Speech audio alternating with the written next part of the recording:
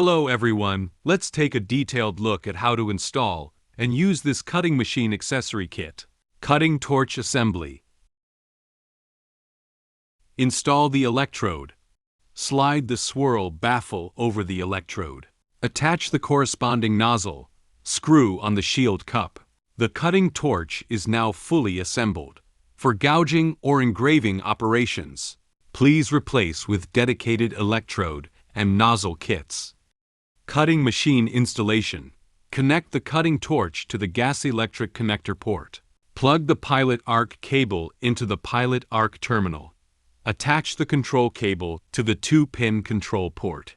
Connect the ground clamp to the positive terminal and secure it to the workpiece or metal workbench. Insert the air hose from the external air pump. Connect to power supply. Power on the machine and switch on the gas valve. Adjust the air pressure to around 0.4 megapascals. This is the installation guide for the plasma cutter accessory kit.